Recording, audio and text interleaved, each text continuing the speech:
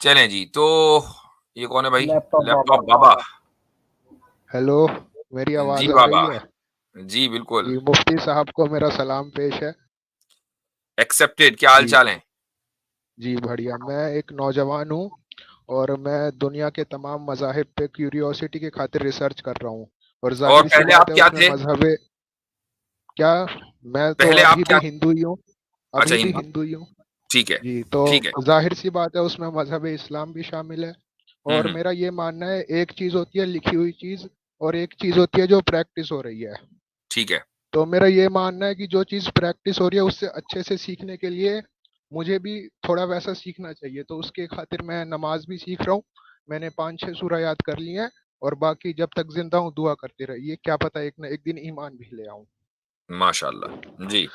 तो बाकी एक छोटी सी रिक्वेस्ट रहेगी कि मेरा अलग से वीडियो काट के मत डालिएगा स्ट्रीम से। मेरे ख्याल से इस रिक्वेस्ट को करना बेकार इसलिए है कि अगर लोगों की दिलचस्पी का इसमें सामान है, यानी लोग इससे कुछ सीख सकते हैं। दिलचस्पी का मतलब ये नहीं है, अगर उस लोग सीख सकते हैं तो इसमें अलग से डालने में कोई नहीं। वैसे भी आपका कोई नाम और आइडेंटिटी तो हमें पता नहीं है, हम ही नहीं जानते आप कौन है, लोग भी नहीं जी जान तो पाएंगे। लेकिन जी आगे बात करें जी। जी, मेरा दो सवाल हैं। सबसे पहला सवाल तो ये है कि जो सिंगापुर है उसमें उसमें भी लगभग 15% मुसलमान है और इंडिया में भी 15% मुसलमान है ऑलमोस्ट। तो हम्म। ऐसा क्यों है कि सिंगापुर इतना ज्यादा पॉलिटिकली स्टेबल है लेकिन इंडिया अनस्टेबल है? क्या इसका कारण ये है कि वो अमीर है और हम इतने अमीर नहीं है, या फिर साथ में कुछ और कारण भी है? तो आप ये कह रहे हैं कि इंडिया की इनस्टेबिलिटी 15% मुसलमानों की वजह से है?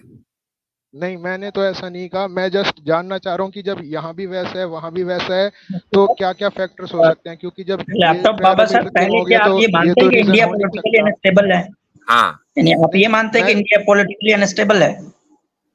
मैं सिंगापुर के कंपैरिजन से अगर आप कंपेयर करें तो हाँ।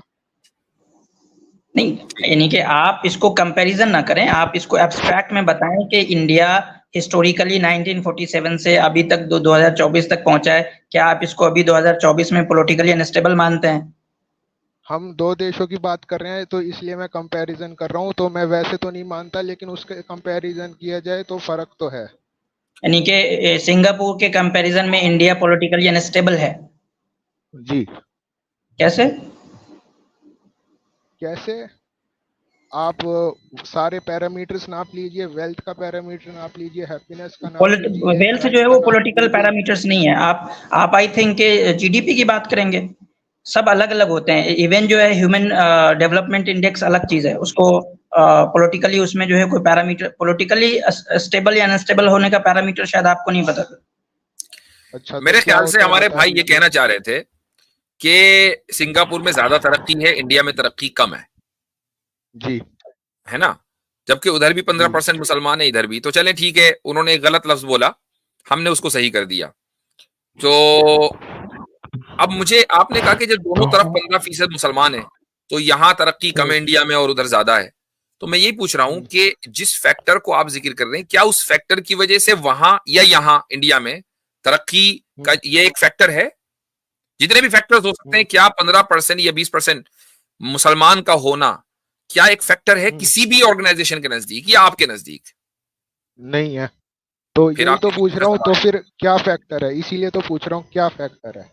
मेरे भाई, जब ये फैक्टर है ही नहीं आपके नजदीक तो ये सवाल ही पूछना गलत है ना। आप ये पूछते अ- आकर कि भाई अच्छा। सिंगापुर में जी, लोग ज्यादा तरक्की याफ्ता है, इंडिया में नहीं है, क्या वजह है? आप ये करते 15% मुसलमान की बात लाए किधर से?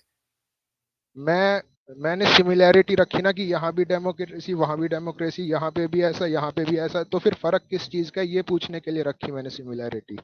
बस वहां मोदी जी नहीं है, यहाँ मोदी जी है। वहां अंबानी नहीं है, यहाँ अंबानी है। वहां अडानी नहीं है, अडानी है। ये फर्क है। नहीं, वहां भी तो अमीर लोग होंगे। नहीं तो अमीर लोग मुल्क को चूस तो नहीं रहे ना, और सियासतदान उन अमीरों को करोड़ों रुपए कर्जे देकर माफ तो नहीं कर रहे ना। पूरा मुल्क वहां किसी अमीर की शादी में नाच तो नहीं रहा ना।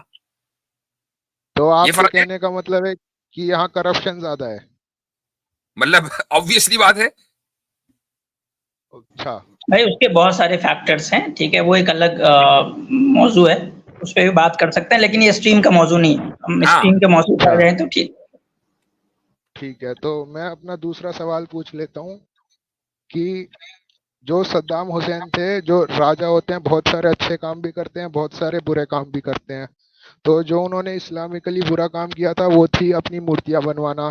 तो मुझे ये जानना है कि ये चीज तो ओवरऑल आप उनको कितना सही मानेंगे और कितना गलत मानेंगे, और जो जनरल पर्सपेक्टिव है मुसलमानों का वो उसके प्रति पॉजिटिव है या नेगेटिव है? देखें, ये चीज भी एक पॉलिटिकल क्वेश्चन है, चूंकि सद्दाम हुसैन एक पॉलिटिकल पर्सनालिटी थे, वो कोई मजहबी शख्सियत नहीं थे। तो जब एक पॉलिटिकल जी पर्सनालिटी होती है तो कुछ लोग उनके साथ होते हैं, कुछ लोग उनके साथ नहीं होते। इराक में ही खुद जी इतना जबरदस्त डिवीजन रहा कि कुछ लोग उनके साथ थे, कुछ उनके खिलाफ थे। तो अब बाकी ये कि उनके साथ आगे वहां क्या होगा, ये मेरे और आपके फैसला करने का नहीं है काम। ये काम तो अल्लाह ताला का है। वो चाहेंगे तो बख्शेंगे, चाहेंगे तो नहीं बख्शेंगे। वो उनका और अल्लाह ताला का मामला है। हाँ, ठीक है, वो उनका ये और सही है। अल्लाह ताला का मामला है, लेकिन लोगों के दरमियान जो जनरल पॉइंट ऑफ व्यू है वो क्या है? जनरल पॉइंट ऑफ व्यू जो आज है उनकी, देखें, एक आदमी की जिंदगी में एक जनरल पॉइंट ऑफ व्यू अलग होता है। मसलन लोग ये कहते हैं कि यार ये आदमी जो है जुल्म कर रहा है, कुछ लोगों के नजदीक वो जुल्म नहीं, बहुत अच्छा काम कर रहा है। आज का जो जनरल पॉइंट ऑफ व्यू, कम से कम, और आज भी कोई जनरल पॉइंट ऑफ व्यू नहीं है, आज भी बड़ा इख्तिलाफ है उनकी जात के ऊपर, लेकिन कुछ लोगों का मानना यह है कि भाई सद्दाम हुसैन जब तक वहां पर मौजूद थे तो कम से कम ये कि इराक का वो हशर नहीं हुआ था जो आज है। दाइश का खड़ा होने का कोई मतलब नहीं था, पॉसिबल नहीं था कि दाइश वहां सर्वाइव कर जाता अगर सद्दाम हुसैन हुकूमत में होते। आज जनरल परसेप्शन क्या है कि भाई अगर सद्दाम हुसैन जब तक थे तो अमेरिका ने वहां के तेल के कुओं के ऊपर कब्जा नहीं किया था। सद्दाम हुसैन चले गए तो तेल के कुएं अमेरिकियों के कब्जे में आ गए। ये जनरल परसेप्शन है। ठीक है, तो फिर जो भाई उनकी मूर्ति लैपटॉप बनाने बाबा वाली साहब, बात है आप वो जो है तो वो रिसर्च मजहब पे कर रहे हैं और क्वेश्चंस आपके सिंगापुर पे और सद्दाम हुसैन पे हैं। आप ये बताएं अपनी रिसर्च में आप कहाँ तक पहुंचे, हाँ, आपका ये आप असल है। अलग मैंने अलग जो आप रिसर्च सूरह किया अल है। फातिहा, सूरह अल इखलास, सूरह अल कौसर, सूरह अल फलक और सूरह अल नास याद एक कर लिया। उसके मिनट अलावा मैं जो सवाल कर लेता अत्तहियात हूँ। होती है और सना जी होती जी, है, और अब मैं दुरूद शरीफ और दुआए मासूरा भी याद करूंगा। माशाल्लाह माशाल्लाह। तो मैं आपसे एक सवाल कर लेता हूँ कि आपने जो अलग अलग मजहब का रिसर्च किया है, तो उसमें अब जी, आप खुदा के, ईश्वर के कौन से कॉन्सेप्ट को मानते हैं? मैं तो सवाल पूछने आया था, जवाब देने थोड़ी ना आया था। नहीं अब भाई आप रिसर्च रिसर्च आप कर कर रहे हैं रहे तो हैं हम भी आपके रिसर्च से फायदा उठाएं ना ना, थोड़ा। आप रिसर्च क्यों कर स्कॉलर रहे हैं हैं भाई। तो अभी मेरा डिबेट जितना लेवल तो नहीं है, लेकिन फिर भी मैं बता देता हूँ मैं क्या मानता हूँ, अगर आप उसे क्रॉस क्वेश्चन ना करें तो। चलें ठीक चले, है, अब बता आपने दें तो इतनी, आप। अब आसिम भाई इन्होंने इतनी कंडीशन लगा दी, मेरी वीडियो अलग से काट कट में लगाना, मुझसे क्रॉस क्वेश्चन ना करना। चलो ठीक है, आप, हम आपसे कोई सवाल नहीं करेंगे, आप अपनी बात कह के रुखसत हो जाएं जी। ठीक है, और मैं तो ये मानता हूँ कि जो खुदा है उसका इंटरेक्शन हमारे साथ बहुत रेयर है, क्योंकि जब हम बहुत ज्यादा दुआ करेंगे या फिर हमें बहुत ज्यादा जरूरत होगी तभी वो हमारी बात सुनता है। खुदा है, जी एक है, जी ऑल पावरफुल है, जी मर्सीफुल है, जी ठीक है, सब कुछ जानने वाला है, जी रसूलों को भेजता है, हाँ, अपना कलाम नाजिल करता है लोगों की हिदायत के लिए। उसकी गारंटी नहीं दे सकता। ठीक, आगे चलें, मरने के बाद दोबारा जिंदगी है। अभी जो मरने मेरा के बाद ईमान दोबारा है, जिंदा, मरने के बाद इंसान को दोबारा जिंदा किया जाएगा हिसाब किताब के लिए या नहीं? मैं तो अभी फिलहाल नहीं मानता। ठीक है, तो इसका मतलब जन्नत और जहन्नम को नहीं मानते? नहीं मानते। ठीक, तो आपने अभी जो इस्लाम के जो बेसिक आर्टिकल्स ऑफ फेथ हैं उसमें से आपने आधों को माना है, आधों को नहीं माना है।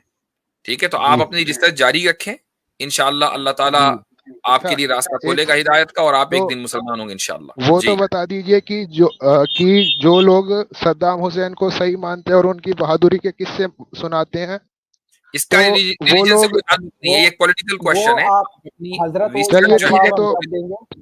सुने सुने लैपटॉप बाबा, इसका जवाब हम जी कब देंगे? जब आप हमें ये बता देंगे कि नेपाल आज तक इंडिया की जितनी तरक्की क्यों नहीं कर पाया, तब हम इसका जवाब दे देंगे अगली बार, ठीक है? इसका सद्दाम हुसैन से क्या रिश्ता? चले चले ठीक है। तो सद्दाम हाँ, हुसैन के सद्दाम क्वेश्चन हुसैन का का रिलीजन अल्लाह से से क्या क्या रिश्ता, यही तो बात है।